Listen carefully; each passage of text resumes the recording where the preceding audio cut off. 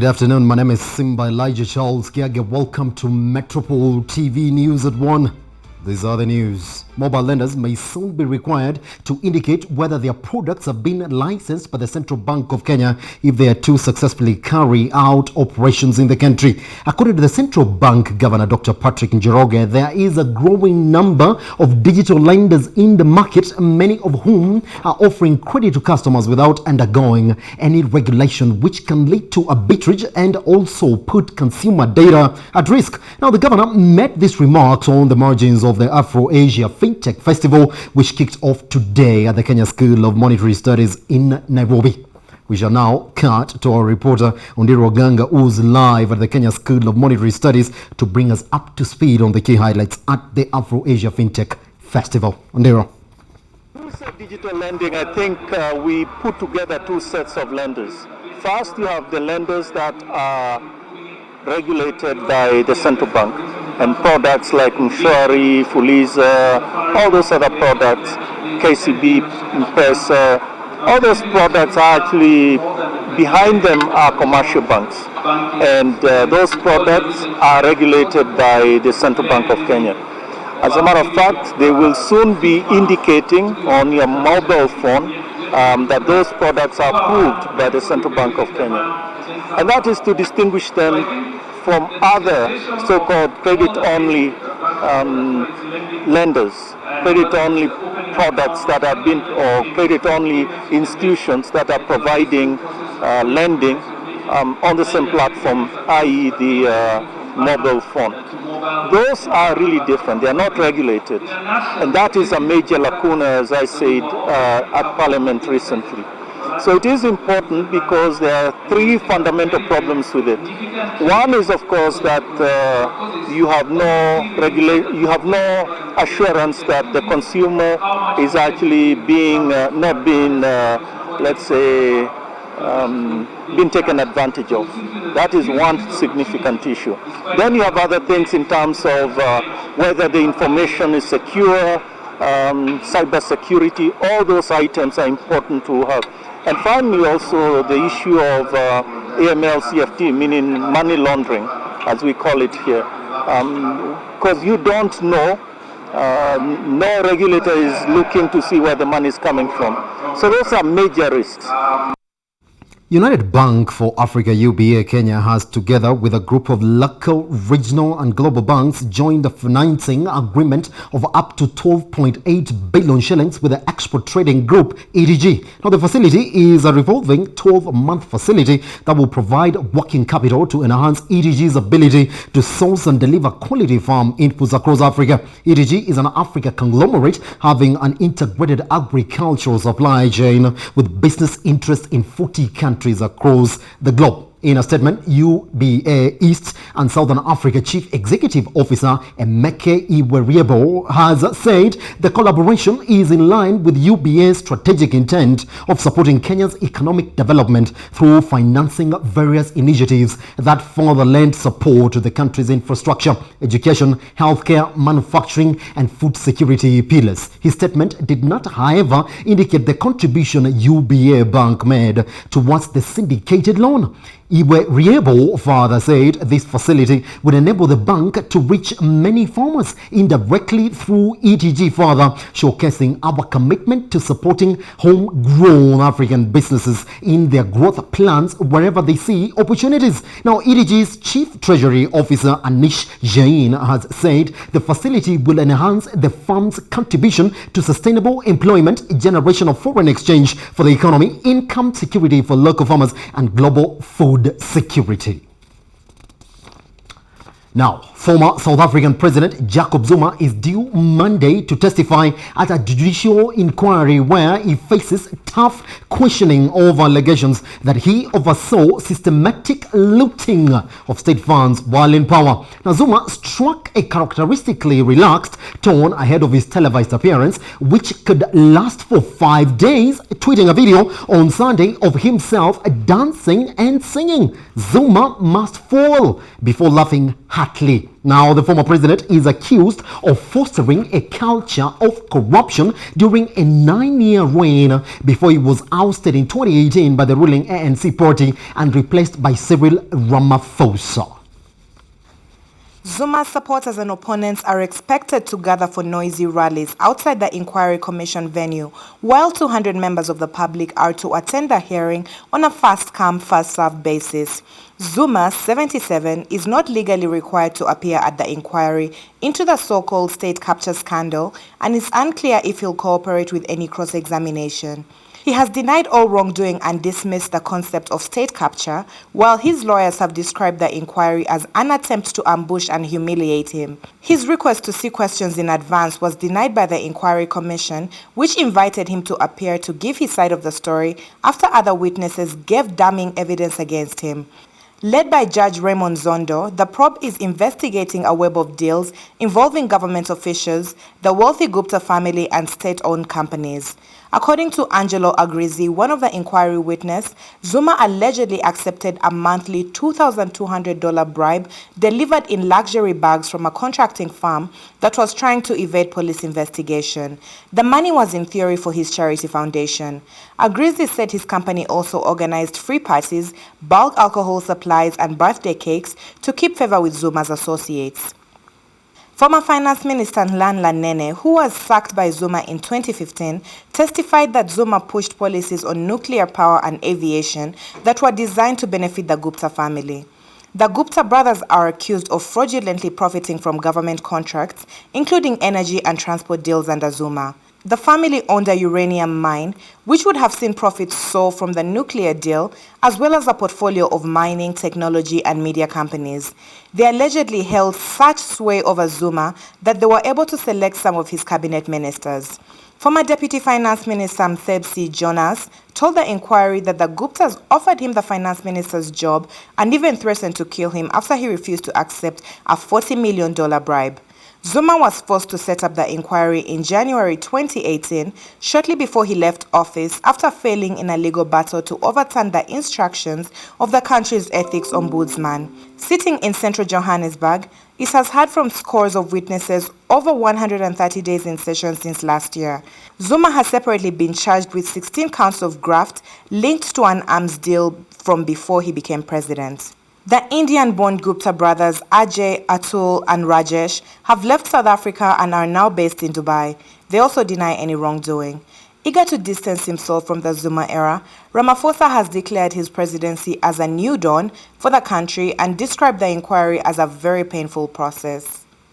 Now, as earlier indicated, mobile lenders may soon be required to indicate whether their products have been licensed by the Central Bank of Kenya if they are to successively carry out operations in the country. Now, according to the Central Bank Kenya Governor Dr. Patrick Njoroge, there is a growing number of digital lenders in the market, many of whom are offering credit to customers without undergoing any regulation, which can lead to arbitrage and also put consumer data at risk. Now, the governor made these remarks on the margins of the Afro-Fintech Festival, which kicked off today at the Kenya School of Monetary Studies in Nairobi. Good. We shall now cut live to our reporter Ondiro Ganga, who is live at the Kenya School of Monetary Studies to bring us up to speed on the key highlights of the Afro-Asia Fintech Festival. Ondiro, if you can hear me. A very good afternoon to you. Thank you very much from studio. My colleague Elijah Simba Charles Kage. We are here at the Kenya School of Monetary Studies and we are covering the Afro-Asia Fintech Festival that is being held for the first time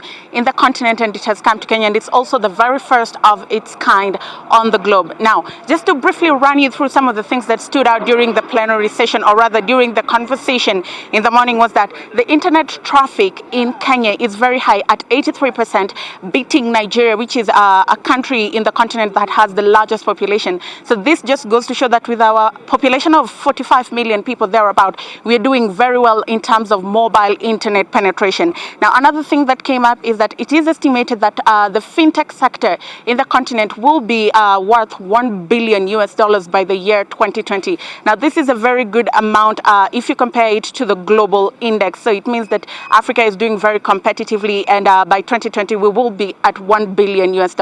Another interesting statistic that came up about the year 2020 is that by that year, there'll be 525 million smartphones in the sub-Saharan Africa region. So this just goes to show that when we have more smartphones, it means fintech penetration will be able to trickle down to the grassroots level. Now, one of the presenters who was from Safaricom and spoke about the history of fintech in the savannah. Safaricom has been at the forefront of fintech in the country with M-Pesa, and they've diversified their product. Earlier on, we spoke to Sitoyo, who said that they'll be diversifying their product into creating products for health, agriculture, and other more sectors. Now, there was also a very interesting conversation that was held by Jonathan Larson, who's the Chief Innovation Officer at Ping An Group, and he just gave a brief overview of the fintech sector in Asia. And he said some of the drivers of the fintech sector include startups, where all the innovations and ideas are born, and then incumbents in the fintech space. And these are the people that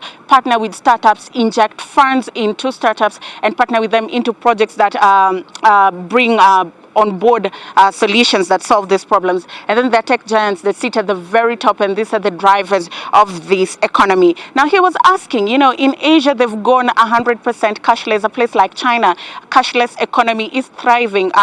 If you go to the market to buy any good, you'll pay via mobile transfer. And he was asking, how can we take advantage of how can we take advantage of a cashless economy, and how can we take advantage of fintech? And one of the ways was through regulation. And can we put in place proper regulatory measures that encourage the growth of fintech and also manage risk? Because the fintech space is a very risky one because it's in the digital space. He also spoke about capital and how do we as an African continent place ourselves as an investment hub where we can attract much more investment in the continent, so that we become the new Silicon Savannah, where people with funds from all over the world come into Africa to inject funds into African fintech startups. He also spoke about talent, where it's very important to nurture talent in the fintech space. And we know Kenya has been trying to do all that it can in trying to teach our kids computer and digital literacy skills. And finally, infrastructure, which is always the biggest challenge